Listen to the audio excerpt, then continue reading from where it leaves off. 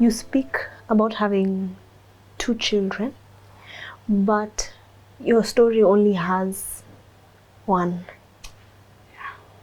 Because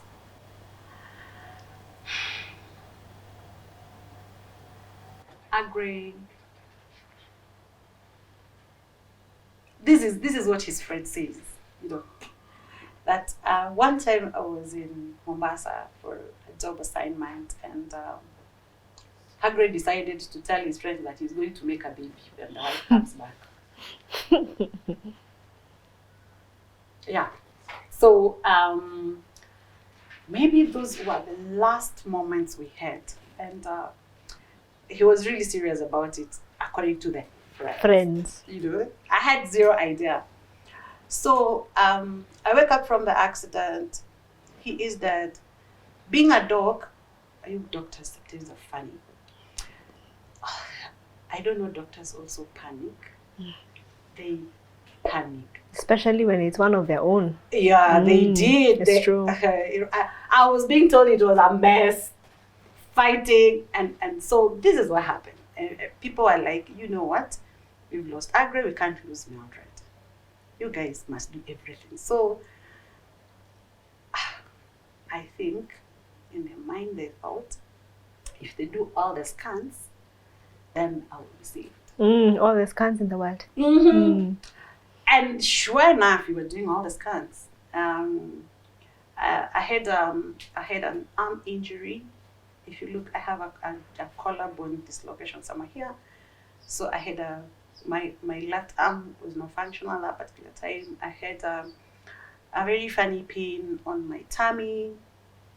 Well, later on I got the scars I discovered, and so we did what did we start with?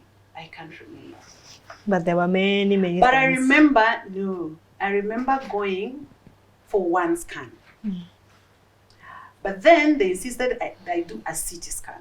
So at the door of the CT scan, I was literally at the door, already dressed up. Then Dr. Kimball's wife comes over and saying, Mildred, when was your last period? And I was like, I don't remember. I think it was supposed to have come on Friday, but it did not. But you know what? My periods are usually very irregular. Then she's like, you're not going for the scan. She got really excited. So I was taken back to the wards. She came and drew some blood sample and left. So in the evening I asked, why am I not going for a scan? So she was like, the nurse was like, she left. Oh, it's running away thing. They kept on running away. So the following morning, Dr. Kimball comes back with the wife and says, congratulations, you're expecting a baby. I'm like, what? Yeah, I was 3 weeks pregnant. All right, so you say that during the period thereafter, for about maybe 8 months, a year, you don't have like clear memories, but can you tell us about the support that you received? Support? From your office, from your home, your family, his family? I was supported. I don't know whether I was the one who supported or Agri. I'm not sure, but people were there. Cornerstone Church did not have a sermon on the 31st of May. People, that church people are crazy, you know. A friend, we had traveled with a friend, not in, like, there's a friend of mine who knew we were traveling. We ought to have traveled with him in the same car, however, somebody else asked him for a favor to do for him something home. So he was ahead of us. So I think when the nurse got access to my phone, the call started coming in. He was calling and finding out, where are you guys? Then the nurse answered, and then my mom, as usual, who calls after every 2 minutes, was also on the phone. So my friend our friend came over and was the first person to be on site. And so he called the church. They did not believe him. People sent their mother and their fathers and their brothers. And so the introduction went, I'm so-and-so mother. I'm so and so. That's the experience I had in the hospital. So many people coming and telling me, I'm so and so mother and I'm so and so father. That has stayed with me. As in, I always laugh at them. They did not believe their own friends. They could only believe their parents, and send them to the hospital every day. The church actually came and picked me up on Monday and brought me back to Nairobi, which was very nice of them. They didn't trust my family. They had to do it themselves. This one is ours, Yeah, which was really kind of them. The church, for that 3 weeks, preparation to the burial, they cooked in my house, they slept in my house, they ensured at least there was food. Whether I was gonna eat it or not, there was the smell of food, and they slept with me. I remember I was just having mattresses on my sitting room. Because you see, from the accident, I wasn't able to sleep, and my daughter wasn't able to sleep, so we toast. But at least there were people, we were not alone. So I'm grateful for the church, for the support. That support is still here, up to date. Sometimes I just pack my bag and leave, because I know if something happens to my children, there's always someone I can call. Yeah, the church has been true to that. They have been very supportive. Your family? My family is heaven. They're angels. They cried more because I couldn't cry. They did the crying for me. And his family? Wow. When Agre wakes up at the resurrection, he will discover that he is a very, very good mother. Did I tell you that she was the only one who prayed when they came over? I understand they went and saw the body first before seeing me. And everybody got stuck. It wasn't a morgue. It was a small clinic, so the body was just lying on the floor somewhere. I don't know where, because I didn't see. And everybody got stuck there, including pastor, stuck there. But my mother-in-law said, but there's a life. We cannot mourn over. Can we go and see her? And when she came, she prayed. As in, she's the one who had the greatest loss, for heaven's sake. She lost her She son. had just lost her son. And not just a son. My hubby was the epitome of success in his village. When the class 8 results were out, he was the best in our division, I think. When the Form 4 results were out, he was number 13 in the entire country. So the village looked up to him, It was called World Distinction, as in the honor of that distinction. As in before he cleared Form 4, he had got a distinction from an accounting subject somewhere. So, and that's the son she lost. Can you imagine she walked out of that pain to come to me? Who was still alive? Wow.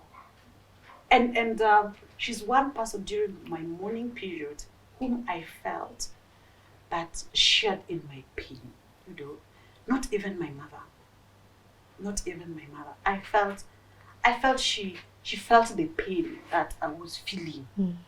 Because so many times she would walk out of her house and come and ask simple questions.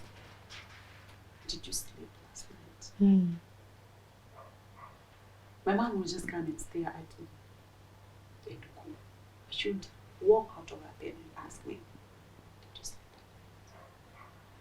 And I remember when,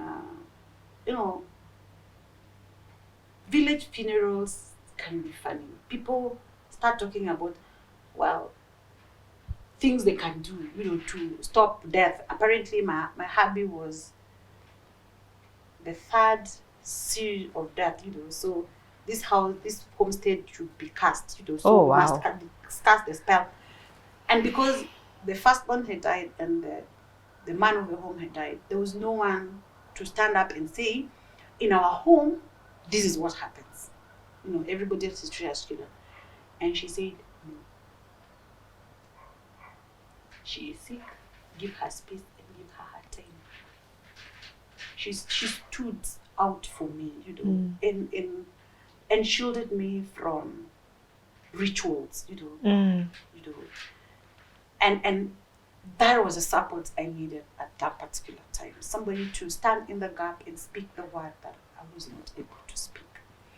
Of course, the brothers and the sister were, I think, they were just shattered. They were totally shattered. They didn't know what to do. They didn't know what to say. Their pain was, I feel their pain was beyond mine, because they lost hope. They kind of just lost. At least me, I had hope. Well, then they had lost the person they were looking up to. Yes, especially the brother. The brother was, but God's grace, he's fine. Yeah. So, moving away from that period, maybe you can just, to transition us now to the next section, is to just tell us, in that entire period, from the time of the accident till the time when now you came to yourself, are you able to think back and see a point and say, God came through for me here? Wow. God is the one who pulled me out at this point. At this point. Well, you remember the prayer? When I was given the news that Agri died, and I actually slept, and I woke up a zombie. I'm usually a very opinionated person.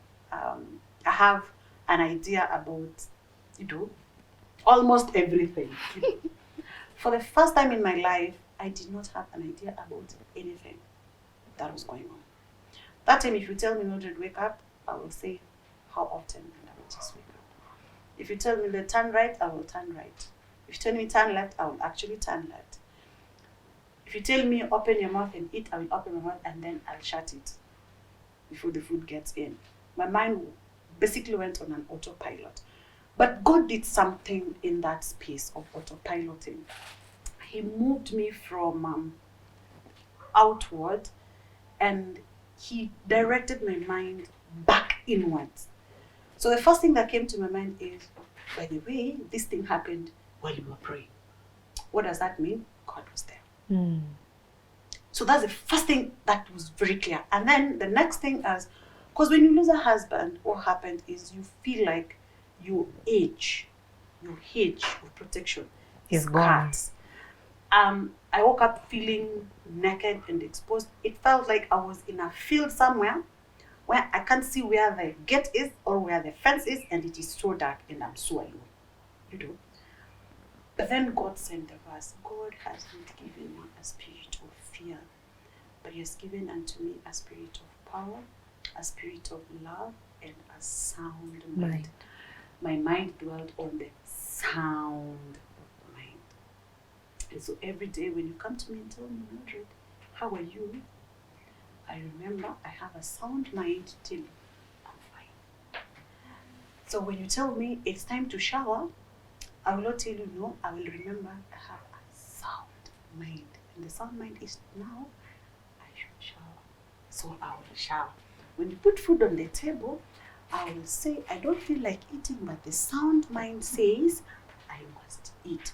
So that verse basically pushed me through the first 3 weeks. It was the only thing. I remember people came to my house and what they said. If anything you said was not sound mind, I would just rise up and go to my bedroom. That's it. So the sound mind, God has given me a sound mind. That pulled me through. It literally, it was the air I breathed at that particular time. Sound mind to see my baby is stressed. Sound mind. Sound mind. All right.